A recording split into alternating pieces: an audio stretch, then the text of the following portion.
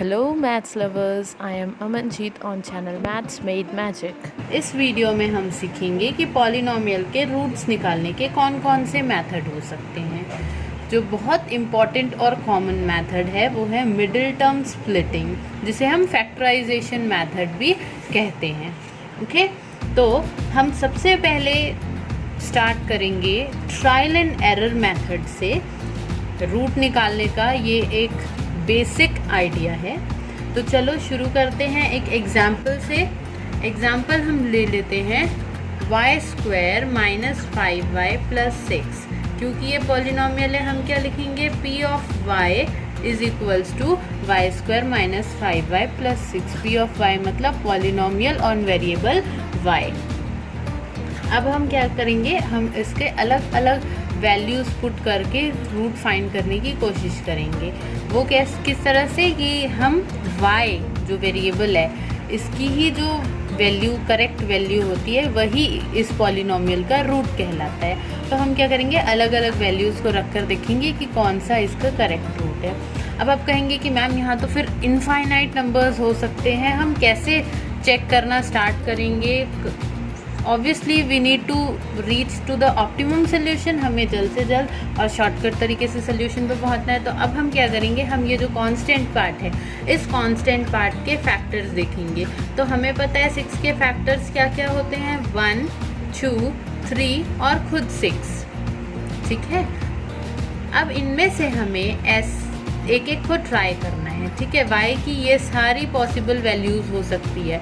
ये होने के अलावा इनका जो नेगेटिव सेट है ये भी हो सकती है। तो हमें इन पूरे 8 नंबर्स को ट्राई करते हुए चलना है। इस कांस्टेंट नंबर 6 के लिए हमारे पास 4 फैक्टर्स थे, उसका पूरा हम पॉजिटिव और नेगेटिव सेट चेक करते हुए चलेंगे। तो चलिए हम चेक करके देखते हैं 1 के लिए। मतलब हमें अभी क्या करना है कि y की वैल्यू हमें 1 लेनी है।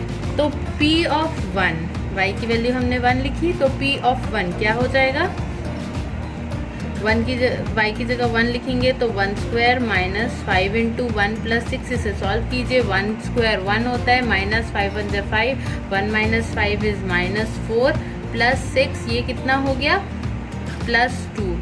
क्या ये आंसर सोल्यूशन 0 है? नहीं। पिछले वीडियो में हमने पढ़ा है कि कोई भी रूट तभी करेक्ट रूट है, करेक्ट वैल्यू है उस पॉलिनोमियल की अगर उसको पुट करके सॉल्व करने पे हमारा जो आंसर है वो 0 आता है। तो यहाँ ये चीज़ 0 नहीं है। तो हम नेक्स्ट नंबर ट्राई करते हैं, -1 के लिए ट्राई करते हैं। p ऑफ -1 -1 का स्क्वायर करेंगे, -5 इंटू -1 प्लस 6। -1 का स्क्वायर +1 होगा। आई होप यू नो कि माइनस इंटू माइनस प्लस हो जाता है, माइनस माइनस प्लस, और 5 1 जा 5, तो ये हुआ +1 प्लस 5 प्लस 6, ये कितना हो गया, 6 plus 6 that is 12, which is again not equal to 0। ये फिर से 0 के बराबर नहीं है, मीन्स ये -1 वाली वैल्यू भी हमारे किसी काम की नहीं है। तो चलिए हम y is equals to 2 solve करके देखते हैं। y इक्वल टू 2 सॉल्व करेंगे तो 2 का स्क्वायर माइनस 5 इंटू 2 प्लस 6। ठीक है, तो 2 का स्क्वायर कितना होता है, 4, माइनस 5 2 ज़ा 10 प्लस 6, 10 माइनस 4, देखिए +4 माइनस 10 प्लस माइनस माइनस हुआ करता है। 10 में से हमने 4 रिमूव कर दिया तो हमारे पास आया 6 और साइन लगेगा बड़े का। अब यहाँ पर देखिए -6 प्लस 6, ये क्या हो जाएगा, 0। हाँ, तो इस बार हमें सोल्यूशन 0 मिला है, मतलब y की जो वैल्यू है 2 ये उसके करेक्ट रूट है, दिस इज़ द रूट। यहाँ पे 1 और -1 रूट नहीं थे। दूसरी चीज़ हम आपको बताएंगे कि पिछले वीडियो में हमने देखा था क्वाड्रेटिक पॉलिनोमियल के 2 रूट हो सकते हैं। लीनियर पॉलिनोमियल का एक रूट, सिर्फ और सिर्फ एक ही रूट होता है, और क्यूबिक पॉलिनोमियल के 3 रूट भी हो सकते हैं। तो हमारे क्वाड्रेटिक पॉलिनोमियल का एक रूट तो हमें मिल गया। इसी तरीके से हम बाकी वैल्यूज़ चेक करके भी दूसरा रूट फाइंड कर सकते हैं। पर अब हम यहाँ पर कंसंट्रेट करेंगे फैक्टर थ्योरम की तरह। तो मैं आपको बता दूं कि फैक्टर थ्योरम क्या होता है। Let me tell you, if p of x is a polynomial of degree n greater than equals to 1, n जो है पावर जो है वो वेरिएबल का पावर वो ग्रेटर देन इक्वल्स टू 1 है, and a is any real number. तो दो चीज़ें इसमें फॉलो होती है कि x minus a is a factor of p of x।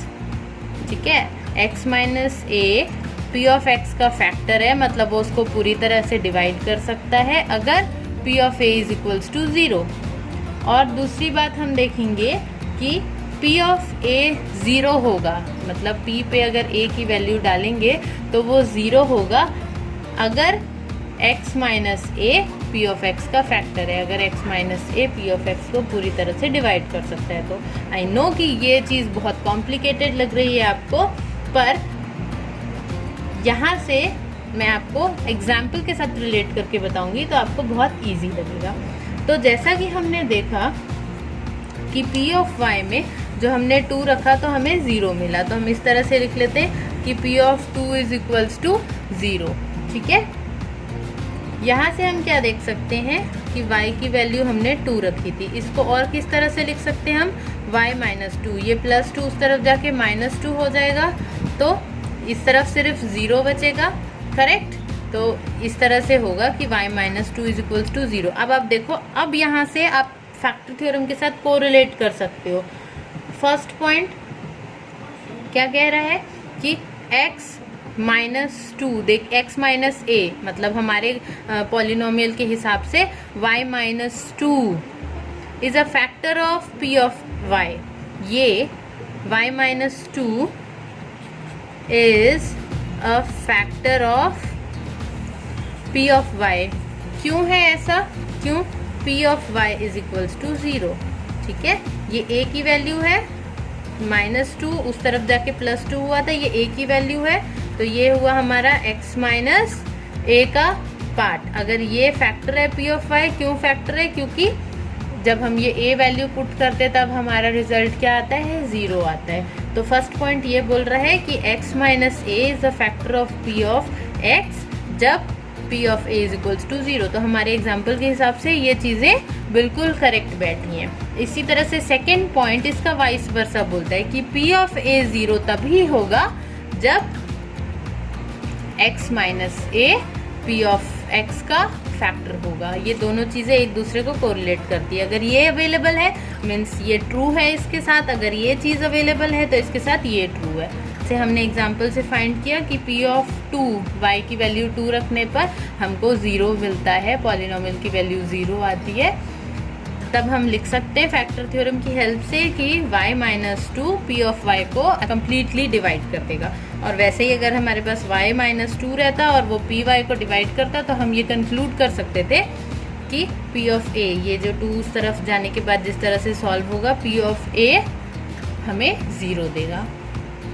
तो चलिए आगे बढ़ते हैं। अब हम क्या करेंगे, p ऑफ y को इस y माइनस 2 से डिवाइड करके देखेंगे।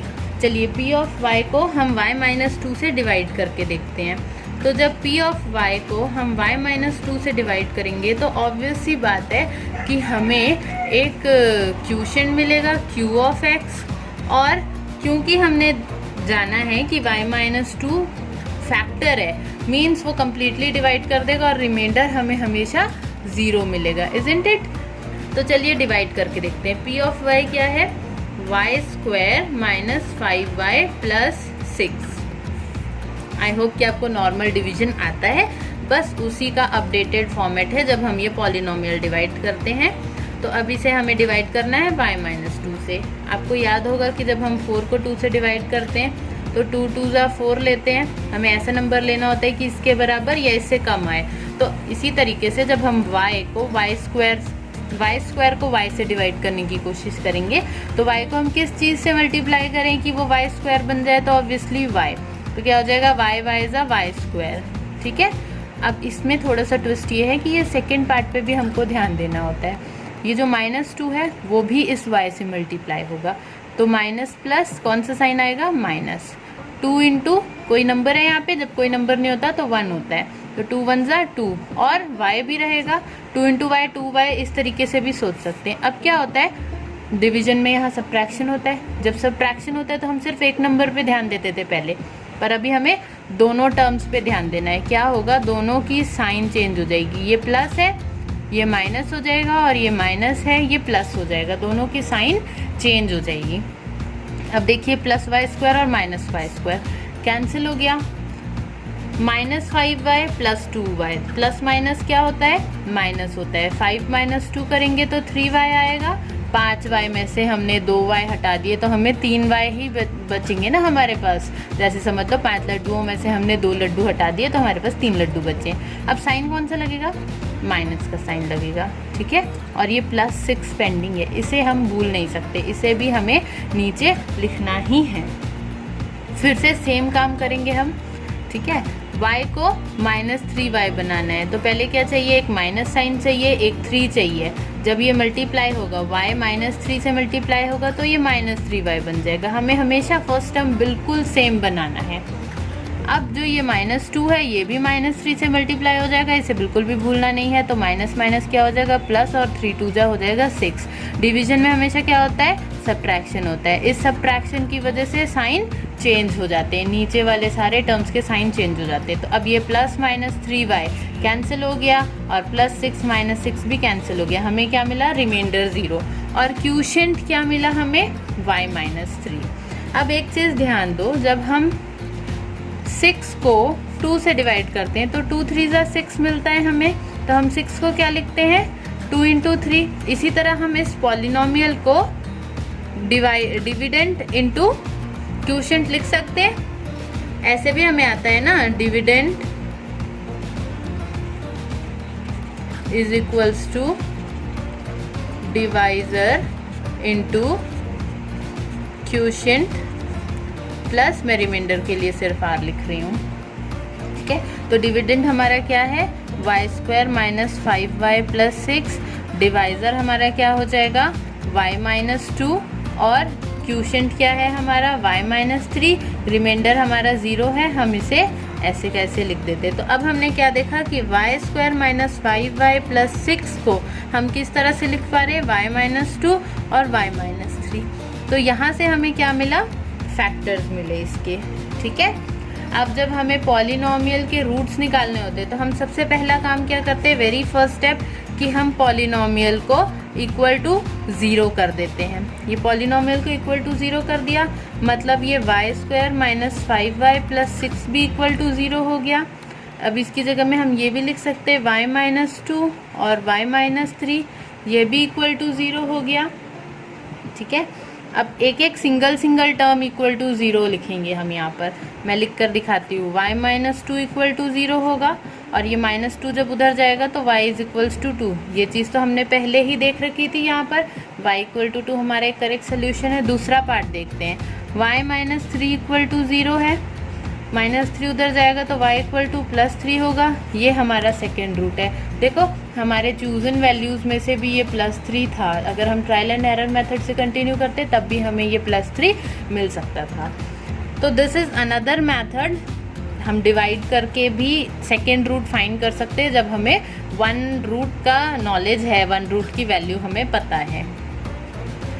अब क्वेश्चन अराइज हो रहा है कि मैम इतना लेंदी मेथड कि पहले मैं ट्रायल एंड एरर चेक करूं, फिर मैं डिवाइड करूं, फिर मैं उसको पुट अप करके फिर एक रूट से दूसरा रूट निकले।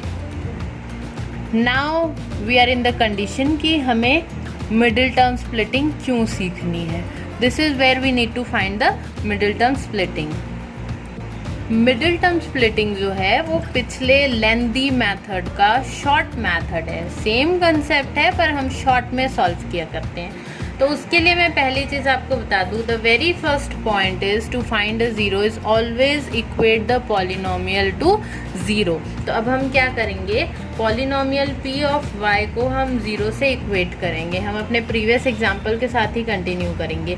तो पॉलिनोमियल क्या था, p ऑफ y की वैल्यू क्या थी, y² - 5y + 6 था हमारा एग्जाम्पल जो हमने लिया था। तो ये पूरी वैल्यू क्या हो जाएगी, इक्वल टू 0 हो जाएगी। y² - 5y + 6 is equals to 0, correct. अब अगर ये इक्वल टू 0 हो गई है, यहाँ अब हम मिडिल टर्म स्प्लिटिंग करना सीखेंगे। मिडिल टर्म स्प्लिटिंग फिर उस प्रीवियस मेथड की तरह करते हैं हम, ठीक है। नंबर्स आपको वही मिलेंगे, बस थोड़ा सा हम 1 स्टेप में सॉल्व किया करते हैं। तो 6 के फैक्टर्स आपको क्या क्या पता है, चलो 6 का प्राइम फैक्टराइजेशन कर लेते। 2 3 = 3 1 सा, ठीक है। ये हमें 2 फैक्टर्स मिल गए। 2 और 3 का सम 5 होता है, इजीली मिल गया। हमेशा हमें यही करना है कि जो कांस्टेंट है उसके फैक्टर्स में से ऐसे 2 फैक्टर्स चूज करने हैं जिसका सम ये y का कोफिशिएंट हो सके, सम या डिफरेंस y का कोफिशिएंट हो सके। बस फिर इस y के कोफिशिएंट को हमें रिप्लेस कर देना है इस तरीके से।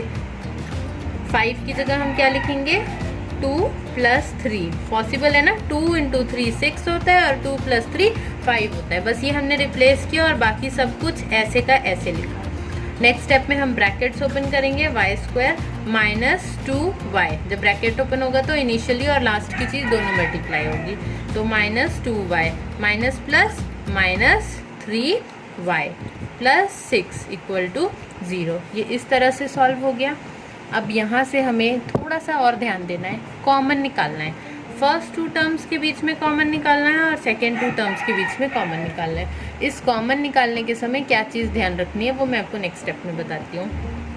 इन दोनों में से देखिए क्या कॉमन निकल सकता है, इसमें भी y है, इसमें भी y है, कोई और नंबर तो नहीं निकल सकता है। y कॉमन निकालेंगे तो क्या बचेगा, y² में से y निकल गया तो y × y y² होता है। इसमें से y निकाल लिया तो -2 बचा, ठीक है। सिमिलरली यहाँ से हम क्या कॉमन निकाल सकते हैं, देखो 6 2 × 3 होता है, तो अगर हम इसमें से 3 कॉमन निकालेंगे तो 6 में से भी हम 3 कॉमन निकाल सकते हैं। हम यहाँ से -3 कॉमन निकालेंगे, I will tell you why. चलिए -3 कॉमन निकाल लिया तो यहाँ बचा सिर्फ y। अब प्लस में से माइनस कैसे कॉमन निकालेंगे, प्लस क्या होता है, माइनस इंटू माइनस। इसमें से एक माइनस हमने बाहर निकाल लिया तो 1 बचा। 6 होता है 2 × 3, 3 हमने निकाल लिया तो 2 बचा = 0, ठीक है। अब देखिए ये एक टर्म है और ये दूसरी टर्म है। इन दोनों टर्म में हम क्या देख सकते हैं, y - 2 और y - 2 कॉमन है। हमें कॉमन इस तरीके से निकालना है इस फर्स्ट स्टेप में, ताकि जो सेकंड ब्रैकेट्स में बचे वो चीज़ें सेम बचे और हम उसे कॉमन निकाल सके। हर क्वेश्चन में ये ऐसा ही होगा। तो let us take out this y - 2 common. ये निकल गया कॉमन, तो क्या बचा इस फर्स्ट टर्म में से, ये पार्ट निकल गया तो सिर्फ y बचा है, और इस सेकेंड टर्म में से ये पार्ट निकल गया तो -3 बचा है। ये दोनों = 0 है। अब आपको प्रीवियस पैटर्न में याद आ रहा होगा कि लास्ट स्टेप में हमने क्या किया था, दोनों ब्रैकेट्स को = 0 किया था इस तरीके से, और ये -2 उस तरफ जाके क्या हो जाएगा +2, और y का -3 इधर जाकर +3। तो ये क्या हो गए, हमारे 2 रूट्स हो गए। इन जनरल सिचुएशन हम रूट्स को, 2 रूट्स को, एक को अल्फ़ा कहते हैं और एक को बीटा कहा करते हैं। ये हम और पढ़ेंगे जब हम relation between roots and coefficients पढ़ेंगे। तो आई होप कि आपने इस एग्जाम्पल से समझ लिया कि मिडिल टर्म स्प्लिटिंग कैसे होती है। इसमें एक छोटा सा ट्विस्ट और है जो हम नेक्स्ट एग्जाम्पल से सीखने की कोशिश करेंगे। Let us take example 2। तो एग्जाम्पल 2 हमारा है p of x = 6x² + 17x + 5। First step हमेशा हमें क्या करना होता है कि पॉलिनॉमियल को हमें = 0 करना है। तो चलिए = 0 कर दिया हमने पॉलिनॉमियल को। प्रीवियस एग्जाम्पल में अगर आप ध्यान से देखें तो जो ये y² है इसका कोई कोफिशिएंट नहीं था, इसलिए हमने सिर्फ कांस्टेंट का फैक्टर्स लिया और सॉल्व कर लिया। अब इस एग्जाम्पल में अगर आप देखेंगे तो यहाँ x² का कोफिशिएंट है, ठीक है। ये polynomial in p of x है, 17x होगा।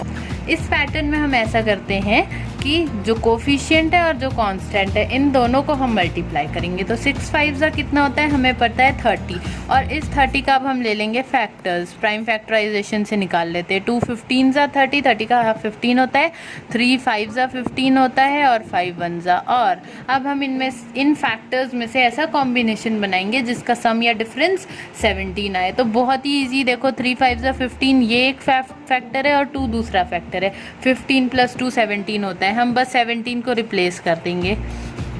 17 की जगह में हम क्या लिख लेंगे, 15 + 2।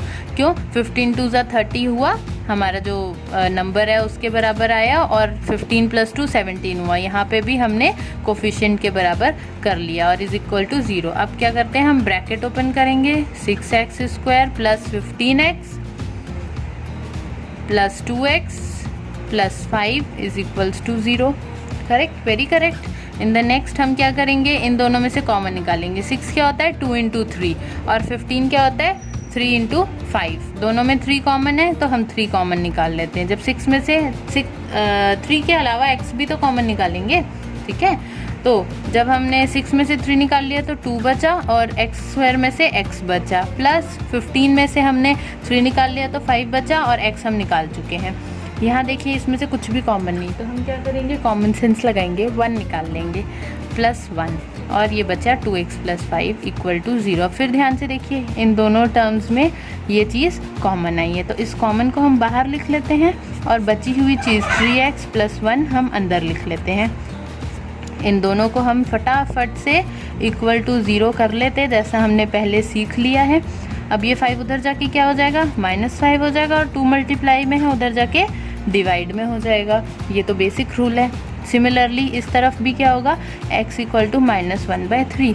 तो ये इस पॉलिनोमियल के 2 रूट हुए, इसे हम अल्फ़ा बीटा कहेंगे।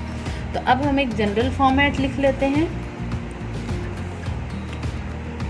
जनरल फॉर्मेट कहता है किसी पॉलिनोमियल p ऑफ y के लिए, जैसे हम फर्स्ट एग्जांपल ले लेते हैं y² - 5y + 6, और अल्फ़ा बीटा क्या होते हैं, हमारे रूट्स होते हैं। इसको मिडिल टर्म स्प्लिटिंग के लिए हमें क्या करना है, मिडिल टर्म स्प्लिटिंग का जनरल फॉर्म क्या है, y² - 5 की जगह में कैसे लिखना है हमें, अल्फ़ा + बीटा, और 6 की जगह में अल्फ़ा × बीटा। तो स्टार्ट हम करते हैं 6 से, ऐसे 2 फैक्टर्स लेते हैं अल्फ़ा बीटा, जिनका सम करने पे हमें ये कोफिशिएंट मिले।